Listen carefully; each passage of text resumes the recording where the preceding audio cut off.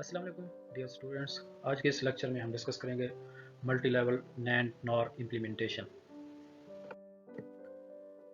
Basic जो हमारे contents हैं आज के लेक्चर के, जिनमें हम लॉजिक गेट्स को डिस्कस करना है सिंपली, जिसमें हमारा जो फोकस होगा वो यूनिवर्सल लॉजिक गेट्स के ऊपर होगा और उनकी जो बेसिक टाइप्स हैं उनको डिस्कस करना है। उसके बाद हम ये लर्न करेंगे कि किसी भी नॉट एंड और गेट को उसके इक्विवेलेंट यूनिवर्सल गेट से हम कैसे रिप्लेस कर सकते हैं, और किसी भी बुलियन फंक्शन को हम कैसे यूनिवर्सल गेट से रिप्लेस कर सकते हैं। और लास्ट में हम दो एग्जांपल सॉल्व करेंगे जिसमें multi level NAND nor implementation का जो प्रोसीजर है वो इसमें हम एक्सप्लेन करेंगे।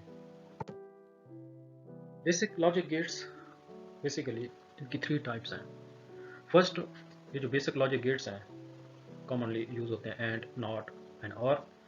उसके बाद यूनिवर्सल गेट्स। यूनिवर्सल गेट्स जो हैं वो नैंड और नॉर को हम यूनिवर्सल गेट्स कहते हैं।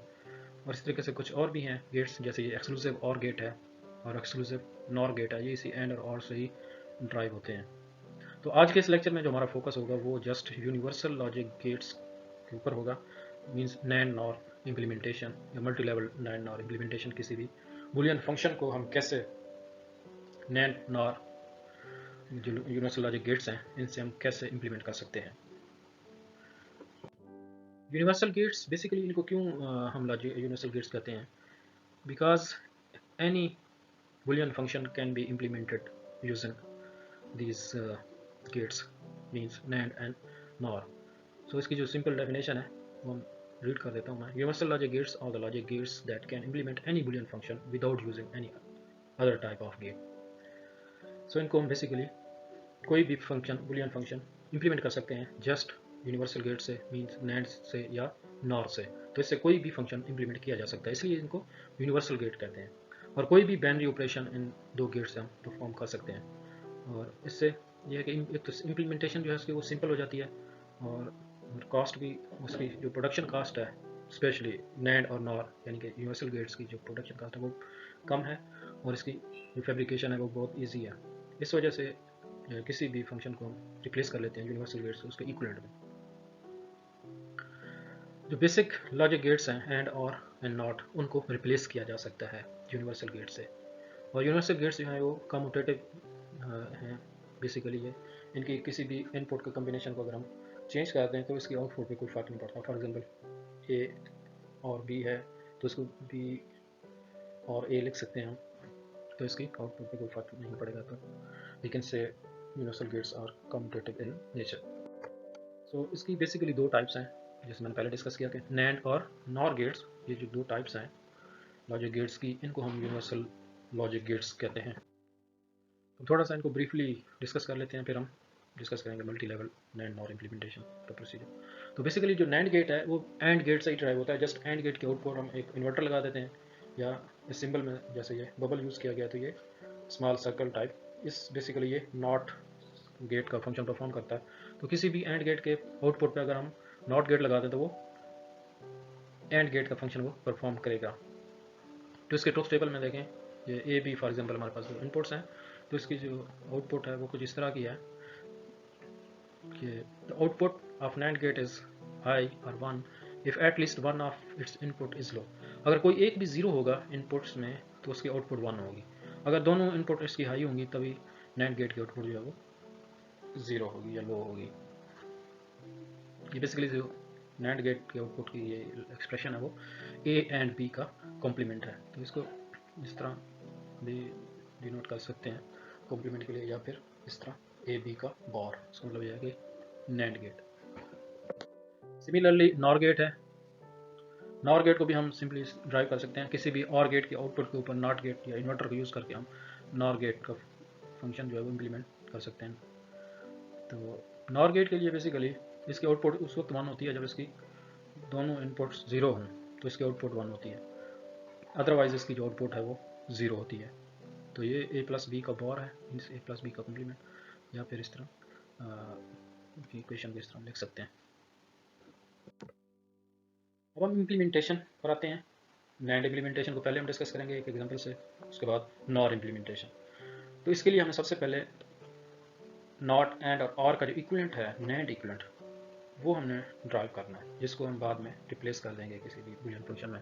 तो अगर हमें कहीं पर नॉट गेट गिवन है किसी भी सर्किट के अंदर, तो उसको हम सिंगल इनपुट नैंड गेट से रिप्लेस कर सकते हैं। इसी तरीके से ये एंड गेट है। एंड गेट के लिए हमें दो नैंड गेट को अगर हम सीरीज में लगा दें तो वो बेसिकली एंड गेट के आउटपुट प्रोवाइड करते हैं। यहाँ पर अगर हम देखें ये ए बी इनपुट्स हैं, तो ये नैंड गेट यूज़ हो रहा है तो ए बी का कॉम्प्लीमेंट आ जाएगा हमारे पास। इसी तरह अगेन उसका कॉम्प्लीमेंट लेंगे तो एक्चुअली एंड गेट के आउटपुट एक्सप्रेशन हमारे पास ए बी सिंपल आ जाएगा। तो हम कह सकते हैं कि किसी भी एंड गेट को हम दो नैंड गेट को सीरीज में लगा के रिप्लेस कर सकते हैं। इसी तरीके से और गेट है। और गेट के लिए दो नैंड गेट सीरीज में लगे हैं और एक ये नहीं के नेक्स्ट थर्ड गेट यूज़ करके एंड करने के लिए। तो फॉर एग्जांपल इसकी जो आउटपुट है ए कॉम्प्लीमेंट, इसकी बी कॉम्प्लीमेंट है। अगेन हमने ये एंड गेट यूज़ किया जहाँ पर ए कॉम्प्लीमेंट बी कॉम्प्लीमेंट का अगेन कॉम्प्लीमेंट है और ये यहाँ पे एंड है। तो डिमॉर्गन्स रूल के अकॉर्डिंग इसकी जो आउटपुट होगी वो ए प्लस बी जो कि और की इक्वेशन है।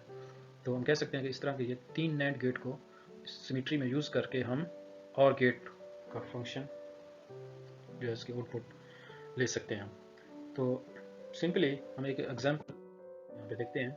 ये हमें फंक्शन एक गिवन है यहाँ पर, तो इसको हमने नैंड इम्प्लीमेंटेशन या यूनिवर्सल गेट से इम्प्लीमेंट करना है।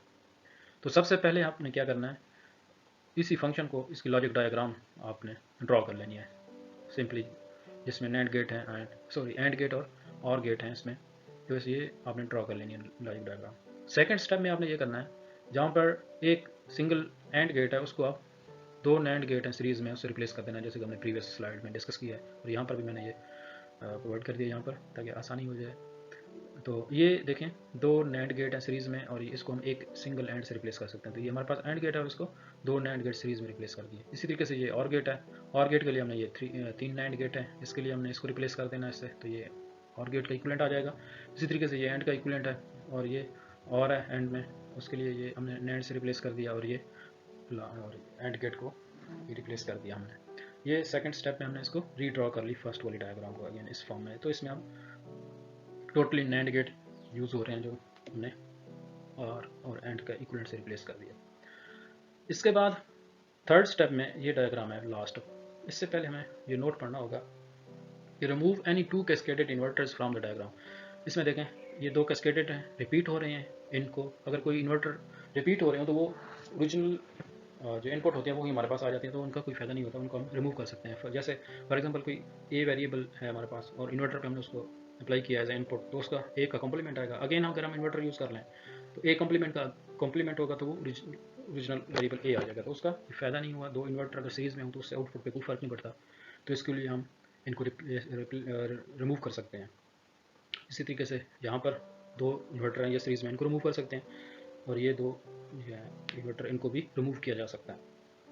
उसके बाद सेकंड पॉइंट है remove inverters connected to single external input and complement the corresponding input variable. तो जैसे ये हमारे पास बी है, ये single NAND gate as a inverter use हो रहा है, तो हम इसको भी रिमूव कर सकते हैं और डायरेक्ट कॉम्प्लीमेंटेड इनपुट दे सकते हैं। जैसे यहाँ पे हम इसको रिमूव करके इस गेट को यहाँ पे डायरेक्ट बी कॉम्प्लीमेंट कर दिया।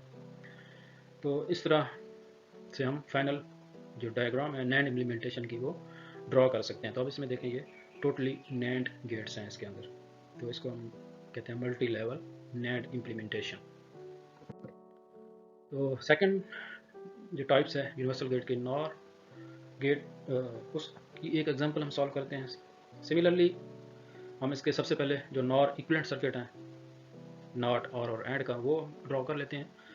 सबसे पहले नॉट है इन्वर्टर, तो सिंगल नार इनपुट सिंगल इनपुट वाला नॉर गेट जो है वो एज इन्वर्टर यूज़ कर सकते हैं। और इस तरीके से और के लिए हमें दो नॉर गेट सीरीज़ में लगाने हैं, तो ये ए प्लस बी का कॉम्प्लीमेंट आ जाएगा। अगेन इसका कॉम्प्लीमेंट लेंगे तो ओरिजिनल ए प्लस बी, तो ये और गेट की इक्वेशन है। तो इसको हम दो नॉर गेट सीरीज़ में हम तो अगर हम उसको एज ए और गेट यूज़ कर सकते हैं। तो यहाँ पर एंड गेट के लिए तीन नॉर गेट हमने यूज़ किए।